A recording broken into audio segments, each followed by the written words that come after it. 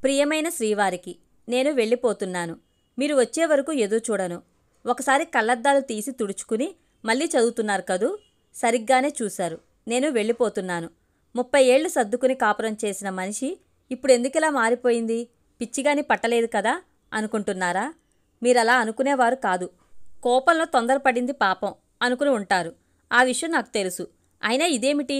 మీ మీద కోపం చూపిస్తూ ఉత్తరం రాయాలి మొదలుపెట్టి అంతలోనే పొగడ్తల్లోకి దిగుతున్నానా? లేదు, ఈసారి మాత్రం ఎందుకో సర్దుకోదలుచుకోలేదు. వెళ్ళిపోవాలని గట్టి నిర్ణయం తీసుకున్నాను. 30 ఏళ్ల మీ కాపురంలో అల్లుడుగారు నిన్ను కోప్పడగా చూడలేదమ్మా అంటూ ఉంటారు మా నాన్న.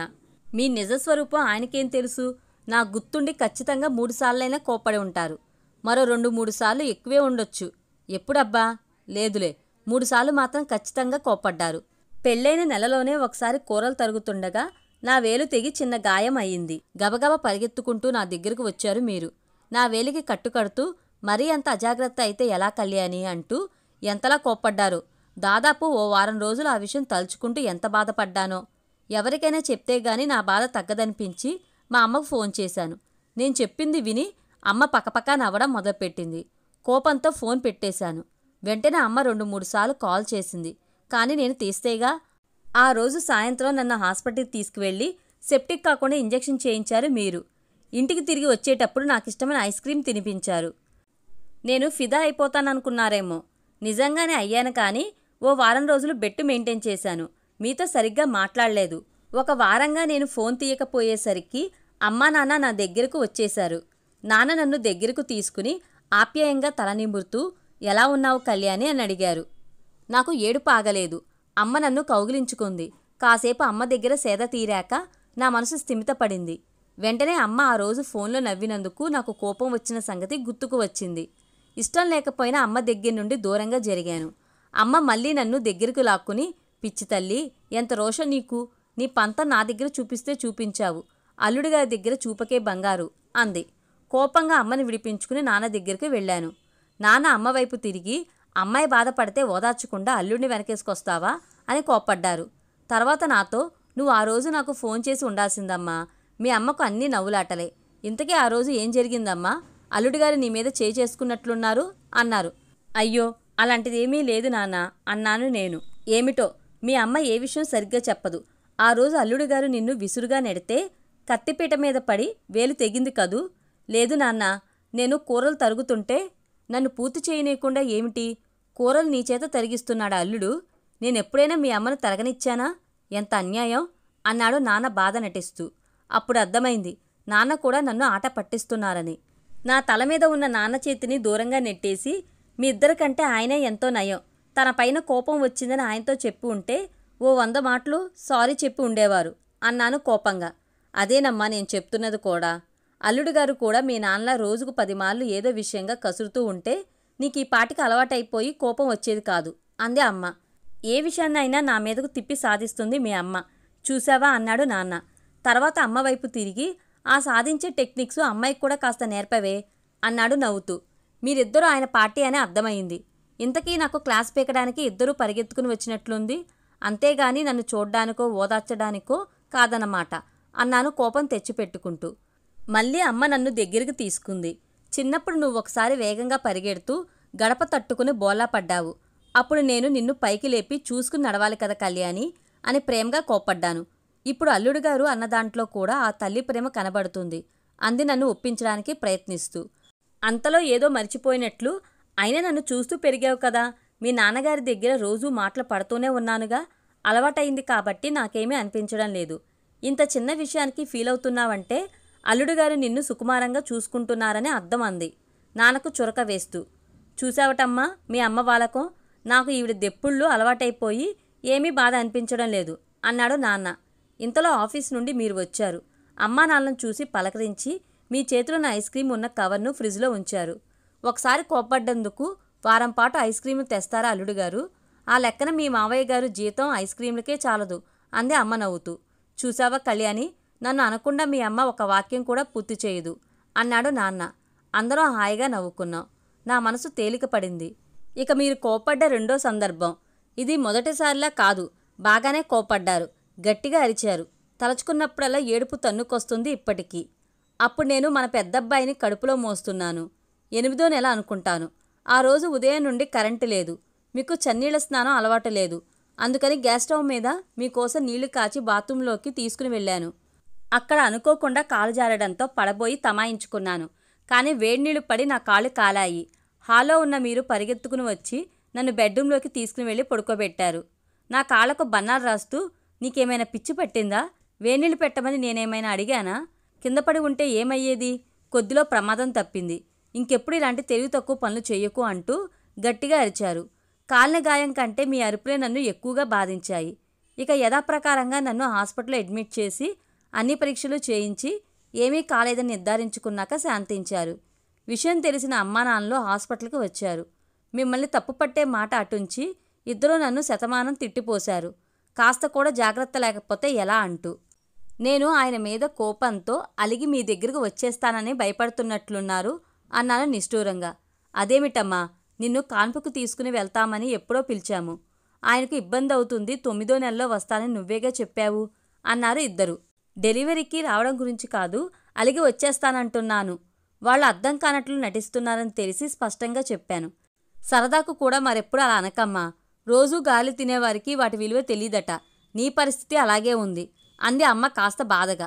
నన్ను చూసి భర్తతో ఎలా ఇబ్బంది పడుతున్నానో తెలుసుకో అనలేదే ఈసారి అన్నాను అమ్మతో. నేను లేచిన వేళ విశేషం బాగుందేమో, ఈరోజు మీ అమ్మ నా జోలికి రాలేదు అన్నాడు నాన్న. అదేం లేదు, మీ గురించే చెప్పబోతున్నాను. ఏ రోజైనా మీ నాన్న కసురుకోకుంటే ఆ రోజే పండగ నాకు అందే అమ్మ. అదే నేను చెప్తున్నా, ఇప్పుడే అన్నానుగా ఈరోజు మీ అమ్మ దెప్పుళ్ళు లేవని, ఆ కొరత తీర్చేసింది అన్నాడు నాన్న నవ్వుతూ. మీరిద్దరూ బాగానే ఉంటారు.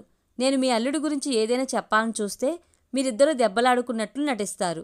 మీ కూతుర్ని ఆ మాత్రం కనుక్కోలేనా అన్నాను చిరుకోపంగా. హాస్పిటల్ నుంచి డిశ్చార్జ్ అయ్యాక కాన్పు కోసం మా అమ్మానాన్నలతో వైజాగ్ వెళ్ళిపోయాను. వెళ్ళానన్న మాటే గాని మనసంతా మీపైనే ఉంది. అప్పటికి మామగారు ఇంకా ఉద్యోగంలో ఉండటం వల్ల అత్తమామలు నెల్లూరులోనే ఉన్నారు. మనమిద్దరమే హైదరాబాద్లో ఉండటం. నేను వెళ్ళిపోవడంతో మీరు ఒంటరి అయిపోతారు, అదే నా బాధ.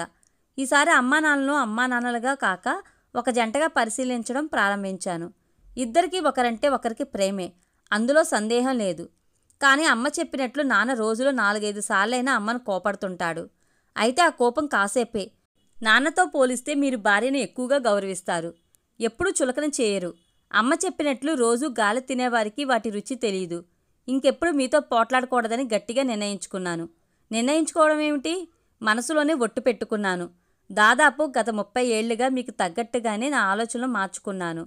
రోజులు గడుస్తున్నాయి. పిల్లలు పెద్దవాళ్ళవుతున్నారు. పెద్దవాడు బీటెక్ మొదటి సంవత్సరం, రెండోవాడు 10th పూర్తి చేశాడు. ఈ మధ్యకాలంలో మీరు రోజు కంప్యూటర్లో ఐఫోన్ గురించి సెర్చ్ చేయడం గమనించాను. మీ తోటి ఉద్యోగులందరూ ఐఫోన్ కొనుక్కున్న విషయం నాతో ఒకసారి చెప్పి ఉన్నారు. మీరెందుకు తటపటాయిస్తున్నారో చూచాయిగా అర్థమైంది. ఆ విషయమే మిమ్మల్ని అడిగాను. నిజమే, ఐఫోన్ కొనుక్కోవాలని ఉంది. కానీ మొన్నేగా పెద్దవాడికి డొనేషన్ కట్టింది. ఈ సంవత్సరం రెండోవాడిని ఇంటర్లో మంచి కాలేజీలో చేర్చాలి. ఆ ఖర్చులుంటాయిగా. పై సంవత్సరం కొనుక్కుంటాలే, అదేమీ నిత్యావసరం కాదుగా అన్నారు మీరు. నేనేమీ మాట్లాడలేదు. సంవత్సరం గడిచింది. మళ్ళీ మీరు ఐఫోన్ గురించి వెతకడం ప్రారంభించారు. ఒకసారి మీ కంప్యూటర్లో హిస్టరీ చూశాను. దాదాపు ప్రతిరోజు 2-3 గంటలు ఐఫోన్ ఫీచర్స్, ధర, ఆఫర్స్ ఇలాంటి వాటి గురించి చూస్తున్నారు. దీనికోసం ఇంత తటపడాయింపు ఎందుకండి? ఈసారి మాత్రం వాయిదా వేయకుండా కొనేయండి అన్నాను నేను. పిల్లలిద్దరూ కాలేజీలో ఉన్నారు. ఈ సమయంలో ఇలా డబ్బు వృధా చేయడం ఎందుకు అనిపిస్తుంది నాకు అన్నారు మీరు. మీరు అనవసరంగా భయపడుతున్నారు.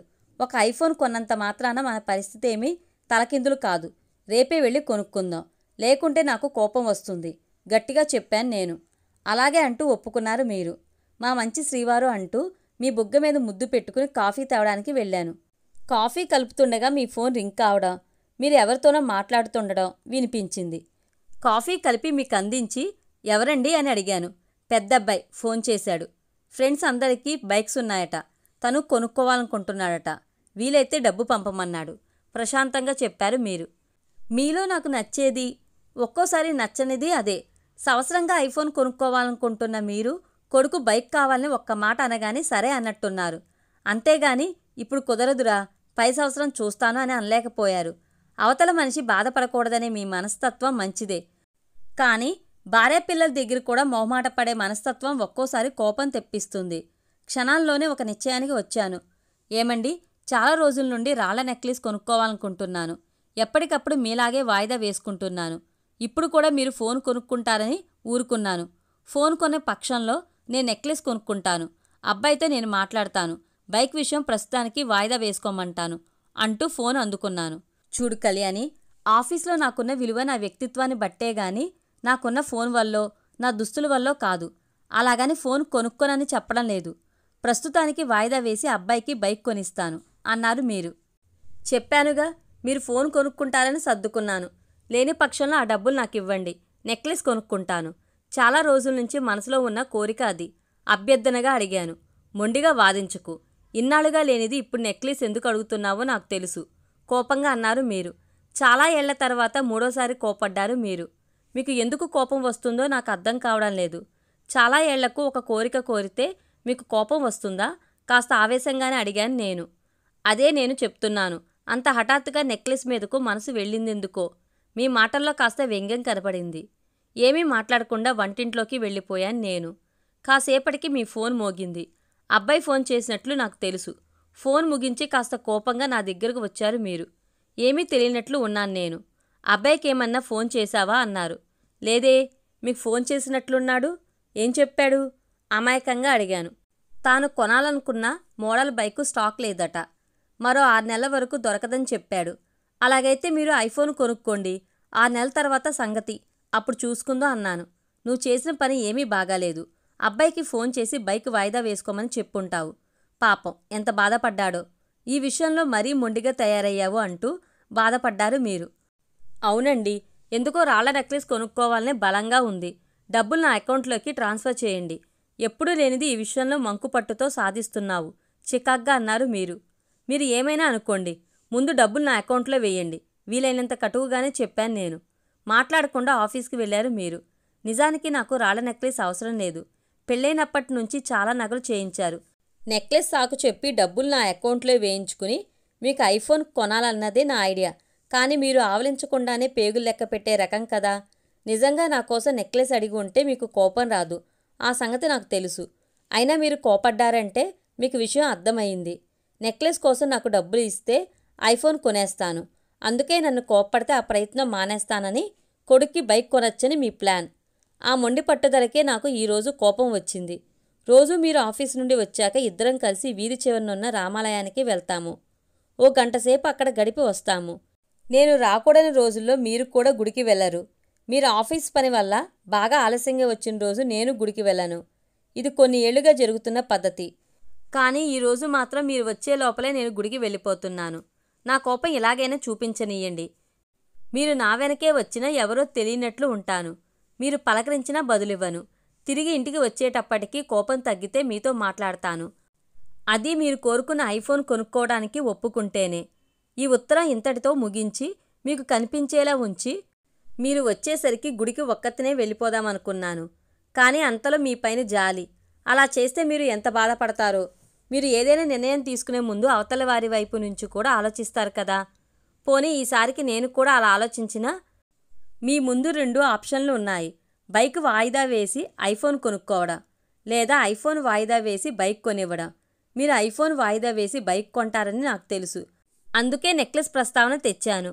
ఇప్పుడు బైక్ వర్సెస్ నెక్లెస్. మీరు నా కోరిక కాదనలేరు. పైగా బైక్ ప్రస్తుతానికి వద్దని అబ్బాయి దగ్గర చెప్పించాను. ఇక నెక్లెస్ కోసం మీ దగ్గర డబ్బులు తీసుకుంటే నా పని అయిపోయినట్లే. ఇంతకీ నా అకౌంట్లోకి డబ్బులు వేయించుకున్నా మీ సహాయం లేకుండా ఐఫోన్ కొనగలనా? ఒక పని చేస్తాను.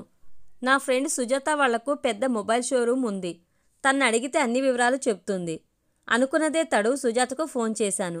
మా వారు లేటెస్ట్ ఐఫోన్ కొనాలనుకుంటున్నారు. మీ దగ్గర కొత్త మోడల్ వచ్చిందా? ఆన్లైన్లో దొరికి ధరకే ఇస్తారా? కాస్త మీ వారిని కనుక్కొని చెప్తావా ఆతృతగా అడిగాను. ఆయన అడగనవసరం లేదు. నేను రోజు షోరూమ్కి వస్తున్నాను కాబట్టి నాకు అన్ని వివరాలు తెలుసు. లేటెస్ట్ మోడల్ మా దగ్గర ఉంది.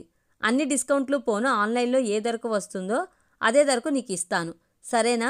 మా షాప్లో ఈఎంఐలో చెల్లించే పద్ధతి కూడా ఉంది. సులభంగా వాయిదాల్లో తీర్చేయవచ్చు. ఇవన్నీ ఫోన్లో ఎందుకు గాని, నేను ప్రస్తుతం షాప్లోనే ఉన్నాను. వెంటనే ఇక్కడికి వచ్చే ఫోన్ సెలెక్ట్ చేయవచ్చు అంది సుజాత. సుజాత నాకు చాలా మంచి స్నేహితురాలు. తీరా షాప్కి వెళ్ళాక ఖచ్చితంగా కొనాల్సి వస్తుందేమో. డబ్బు లేవని చెప్తే వాయిదాల్లో ఇవ్వచ్చంటుంది. ఆయన్ని పిలుచుకుని వచ్చి ఫైనల్ చేస్తానని చెప్తాను. కంప్యూటర్ పక్కనే నోట్ ప్యాడ్లో మీరు సెలెక్ట్ చేసిన మోడల్ పేరు, ఆన్లైన్ ధర నోట్ చేసి ఉంచారు మీరు. ఆ స్లిప్ని హ్యాండ్ బ్యాగ్లో వేసుకుని సుజాత వాళ్ళ షాప్కి బయలుదేరాను. ఈ ఉత్తరం చూస్తే మీకు నా ఆలోచన తెలిసిపోతుంది. అందుకని దీన్ని డ్రెస్సింగ్ టేబుల్ అరలో ఉంచుతున్నాను. తర్వాత తీరిగ్గా మీకు చూపిస్తాను. ఒక చిన్న స్లిప్లో నాకు కోపం వచ్చింది. గుడికి ఒక్కత్తనే వెళ్తున్నాను. మీరు అక్కడికి వచ్చినా మాట్లాడను. కోపం తగ్గాక ఇంటికి వస్తాను అని రాసి మీకు కనపడేలా ఉంచుతున్నాను. ఉత్తరం ముగించి డ్రెస్సింగ్ టేబుల్ డ్రాలో ఉంచి హ్యాండ్ బ్యాగ్ తగిలించుకుని తన స్నేహితురాలు సుజాత షాప్కి బయలుదేరింది కళ్యాణి. ముందుగా భయపడ్డట్లే ఐఫోన్ను ఇన్స్టాల్మెంట్లో తీసుకోమని బలవంతం చేసి ప్యాక్ చేసి ఇచ్చింది సుజాత. ఆయన వద్దంటే తిరిగి ఇచ్చేస్తాననే షరతు మీద తీసుకుంది కళ్యాణి. అంత ఖరీదైన వస్తువు ఆయనకు తెలియకుండా కొనడం ఎంతో టెన్షన్ కలిగిస్తుంది. కానీ అలా చేయకపోతే ఆయన ఎప్పటికీ ఫోన్ కొనడం వాయిదా వేసుకుంటూనే ఉంటారు. మొండి ధైర్యంతో ఇంట్లోకి అడుగుపెట్టింది కళ్యాణి. హాల్లో కూర్చుని టీవీ చూస్తున్న భర్త శ్రీనివాస్ కళ్యాణి ఇంట్లోకి రాగానే టీవీ ఆఫ్ చేసి బెడ్రూమ్లోకి వెళ్ళి పడుకున్నాడు. మనసులోనే చిన్నగా నవ్వుకుంది కళ్యాణి. అమ్మయ్య, ఆయనకు కోపం రాలేదు. ఇది చిరు అలక మాత్రమే. తాను కాసేపు ఆగి ఆయన్ను తన వైపుకు తిప్పుకుని బుజ్జగించాలి. డ్రెస్సింగ్ టేబుల్ డ్రాలో ఉంచిన లెటర్ దాచేయాలి. తర్వాత చూపించవచ్చు అనుకుంటూ డ్రా తెరిచింది. లెటర్ అక్కడే ఉంది. మనసులోని టెన్షన్ తగ్గి రిలీఫ్ ఫీల్ అయింది కళ్యాణి. లెటర్ వైపు యథాలాపంగా చూసిన కళ్యాణికి దస్తూరి వేరుగా కనిపించడంతో ఒకసారి కళ్ళద్దాలు తీసి తుడుచుకుని మళ్ళీ చూసింది. ప్రియమైన శ్రీమతికి అని ఉంది. అది శ్రీనివాస్ దస్తూరి. వణుకుతున్న చేతులతో ఉత్తరం అందుకుని హాల్లోకి వచ్చి చదవసాగింది. ప్రియమైన శ్రీమతికి, గుడికి వెళ్తున్నానంటూ నువ్వు పెట్టిన స్లిప్పు, 3 సార్లు నేను నిన్ను కోప్పడ్డానంటూ నువ్వు నన్ను పొగుడుతూ రాసిన ఉత్తరం 2 చదివాను. ఆ ఉత్తరం ఎవరు చదివినా నా గురించి గొప్పగానే అనుకుంటారు. 30 ఏళ్లలో 3 సార్లే కోపడ్డానంటే నేను చాలా సర్దుబాటు స్వభావం కలవాడిని అనుకుంటారు. కానీ నిజం నాకే తెలుసు. 30 ఏళ్లుగా నాకు చిన్న కోపం కూడా రాకుండా చూసుకోవడం నిజంగా నీ గొప్పతనమే. ఇందులో నా గొప్పేముంది? ఇందులో నాకెలాంటి సందేహం లేదు. ఇక ఈ 30 ఏళ్లలో నువ్వు నన్ను కోపడ్డ సందర్భం ఒక్కటంటే ఒక్కటి కూడా లేదు. సరదాకు చెప్పడం లేదు. నిజంగానే ఎంత గుర్తు చేసుకుందామన్నా నాకు గుర్తుకు రావడం లేదు. ఇంతలా నా గురించి ఆలోచించే నువ్వు భారీగా దొరకడం నిజంగా నా అదృష్టమే. ఇక రాళ్ల నెక్లెస్ విషయం. ఈ 30 ఏళ్లలో ఏ రోజు నువ్వు నగల ప్రస్తావన తెచ్చావని, ఈరోజు నువ్వు నెక్లెస్ కావాలని అడగగానే నేను నిజమని నమ్మడానికి, ఎప్పుడైనా నా అంతటా నేను వీలుని బట్టి కొనివ్వడమే గాని నగల ధ్యాసే లేదు నీకు. మరి అంత ఖచ్చితంగా అడుగుతుంటే నా కోసమేనని ఎందుకు తెలుసుకోలేననుకున్నావు? కాస్త గట్టిగా మాట్లాడితే గాని ఆ ప్రస్తావన ఆపవు. నా 3వసారి కోపానికి కారణం అదే. అంతేకాని నీకు నగ కొనివ్వడం ఇష్టం లేక కాదు. నువ్వు ఏ ఉద్దేశంతో అడిగినా నాకు సరైన సమయంలో సరిగ్గా గుర్తు చేశావు. ఈ మధ్య పిల్లల చదువు విషయంలో పడి నీ గురించి ఆలోచించడం బొత్తిగా మానేశాను. ఎన్నేళ్లయిందో నీకు ఒక నగ కొని? జ్యువెలరీ షాప్లో 2 ఏళ్లుగా గోల్డ్ సేవింగ్ స్కీమ్లో డబ్బులు కడుతున్నాను. ఈరోజే వెళ్ళి మిగిలిన డబ్బులు కట్టి నువ్వు కోరుకున్న రాళ్ల నెక్లెస్ తెచ్చాను. నన్ను అంటావు కానీ ముందుగా చెప్తే నువ్వు ఒప్పుకుంటావా? నా ఫోన్ గురించో అబ్బాయి బైక్ గురించో ఆలోచిస్తావు కానీ ఇక అబ్బాయి బైక్ గురించి కూడా విచారించాను. 0 వడ్డీతో ఫైనాన్స్ దొరుకుతుందట. అబ్బాయితో మాట్లాడి బుక్ చేసేశాను. నీకు కోపం లేదని నాకు తెలుసు.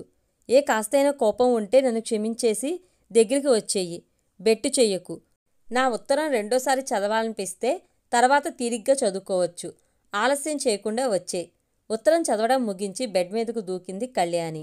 శ్రీనివాస్ను తన వైపుకు తిప్పుకుని ముద్దులతో ముంచెత్తింది. ఈ వీడియో కనుక మీకు నచ్చినట్లయితే లైక్ చేయండి, షేర్ చేయండి. మరిన్ని ఇంట్రెస్టింగ్ వీడియోస్ కోసం మన ఛానల్ తప్పకుండా సబ్స్క్రైబ్ చేసుకోండి. వీడియోస్ నోటిఫికేషన్ కోసం పక్కనే ఉన్న బెల్ ఐకాన్ని క్లిక్ చేయండి. Thank you.